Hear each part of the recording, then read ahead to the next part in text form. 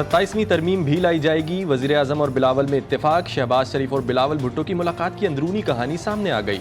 27वीं तरमीम पर मौलाना MKM और दीगर सियासी जमातों को भी एतमाद में लिया जाएगा। ज़राए के मुताबिक बिलावल भुट्टो 27वीं आईनी तरमीम पर नवाज शरीफ को भी एतमाद में लेंगे। पीपल्स पार्टी और नून लीग के आईनी कानूनी माहिरीन तरमीम के लिए मुलाकात करेंगे। नून लीग और पीपल्स पार्टी ने 27वीं आईनी तरमीम के लिए पार्लियामेंट को मुतहर्रिक करने का फैसला कर लिया। वज़ीर आज़म का कहना था कि 26वीं आईनी तरमीम की मंजूरी का क्रेडिट तमाम इत्तेहादी जमातों को जाता है।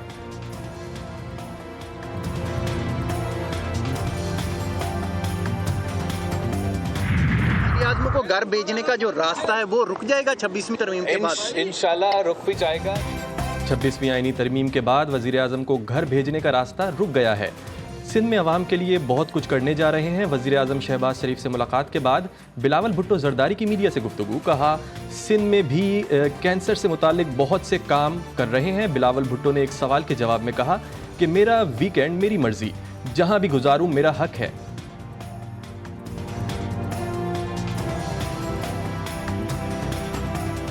बिलावल साहब, ये बताइएगा, कल आप नए चीफ जस्टिस की तकरीबन हवलदारी में नहीं गए? मैं क्यों नहीं था?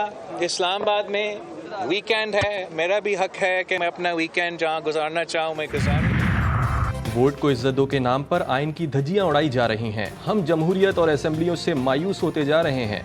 महमूद खान अचकजई का कहना है कि असेंबली फ्लोर पर भी सिर्फ बातें की जाती हैं, किसी को नहीं छोड़ा जाएगा। मुल्क में इस वक्त जंगी माहौल है, जमहूरियत को हमारी कमजोरी समझा गया।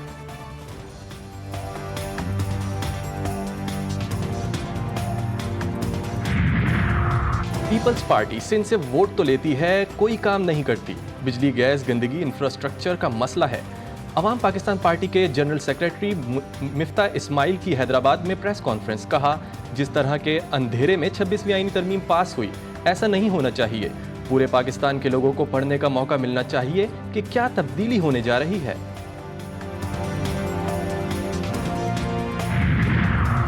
जिनको जेलों में डालना था उन्हें KP हुकूमत में ओहदों पर फाइज कर दिया गया।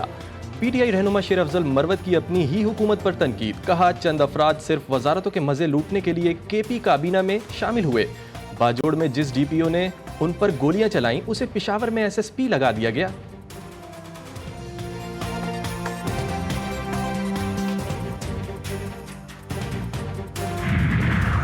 PTI का हुकूमत मुखालिफ नई तहरीक के आगाज और जुलूसों का फैसला। सियासी कमेटी ने मुल्क भर में जुलूसों की मंजूरी दे दी। 1 नवंबर को पेशावर, 8 नवंबर को कोयटा और फिर कराची में जलसे होंगे। चीफ इलेक्शन कमिश्नर के खिलाफ रेफरेंस की बाकायदगी से पैरवी की जाएगी। चीफ जस्टिस यहिया अफरीदी के चार्ज संभालते ही बड़े फैसले। 1 हफ्ते के लिए 968 मुकदमात समाअत के लिए मुकर्रर कर दिए। सुप्रीम कोर्ट में 8 रेगुलर बेंच मुकदमात की समाअत करेंगे। चीफ जस्टिस ऑफ पाकिस्तान की अदालत में पूरे हफ्ते के लिए 140 मुकदमात समाअत के लिए मुकर्रर किए गए।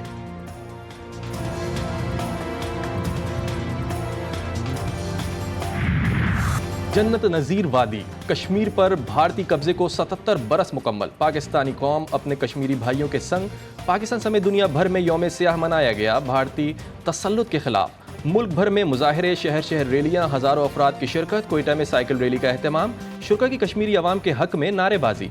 सदर आसिफ अली जरदारी कहते हैं, जुल्म और जबर से कश्मीरियों के अज़म को कमज़ोर नहीं किया जा सकता।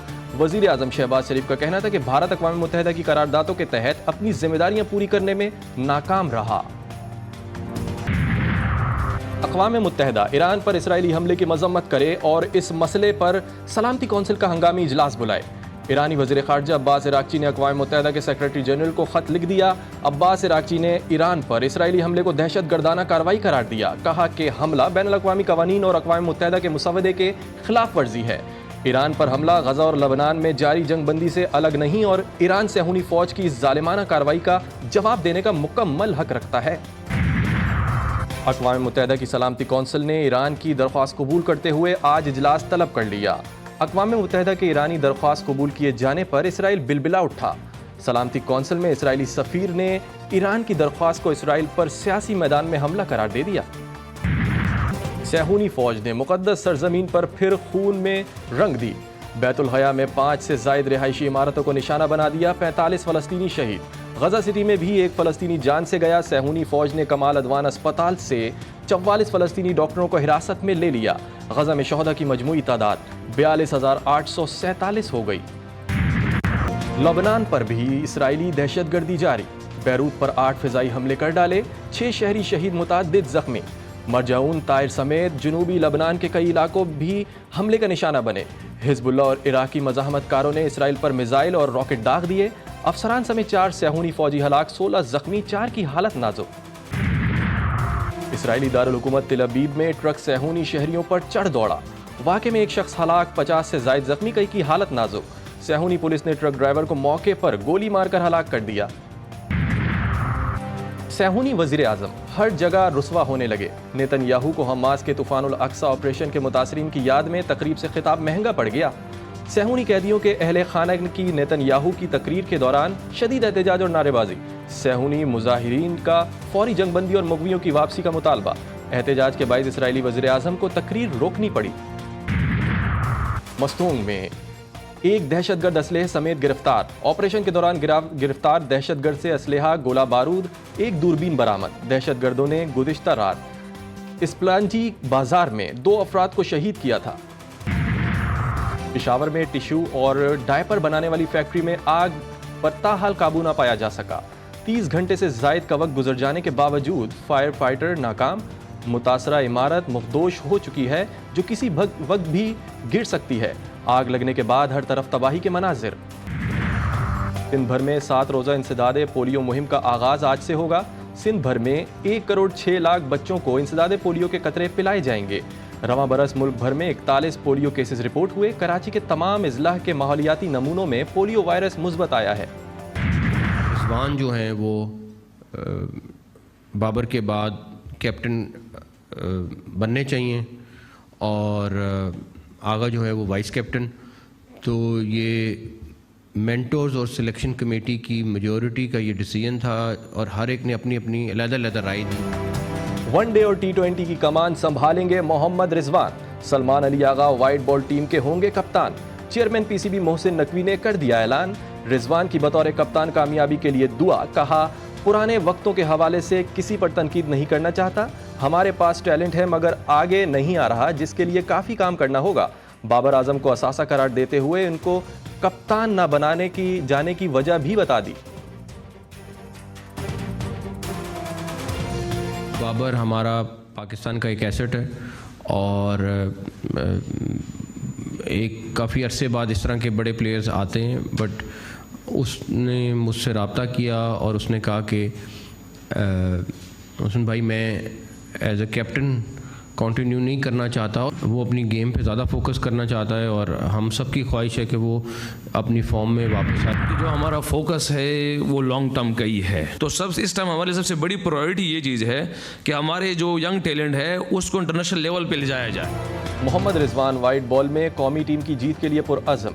चेयरमैन PCB के हमरा प्रेस कॉन्फ्रेंस में कहा, यंग टैलेंट को आलमी सतह पर लेकर जाना अव्वलीन हदफ है।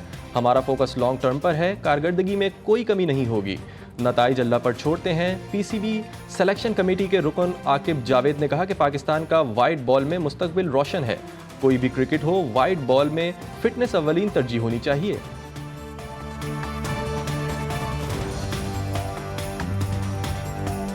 देखिए, फार्मूला तो इसमें ऐसा कुछ नहीं है। आप ये देखते हैं कि कौन सी टीम पाकिस्तान में खेलने आई है और आपके क्या चांसेस हैं, किस कॉम्बिनेशन से और किस तरह की कंडीशंस बनाएं।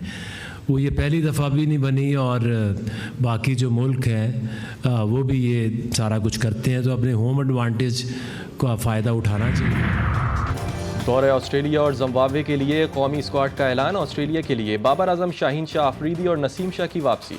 तीनों खिलाड़ियों के जिम्बाब्वे के खिलाफ सीरीज़ में आराम दे दिया गया। सलमान अली आगा, आमिर जमाल, अब्दुल्ला शफीक, इरफात मिन्हास, साइम अयूब, हारिस रऊफ़ और फैसल अकरम शामिल। इरफान खान, हसीबुल्लाह, कामरान गुलाम और मोहम्मद हसनैन भी स्क्वाड का हिस्सा।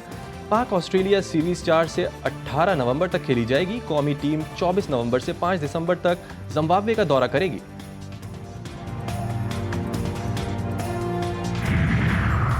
अफगानिस्तान ने पहली बार इमर्जिंग T20 एशिया कप जीत लिया। फाइनल में श्रीलंका A को 7 विकेटों से शिकस्त दे दी। अफगानिस्तान A ने 134 रन का हदफ 18वें ओवर में 3 विकेटों पर हासिल किया।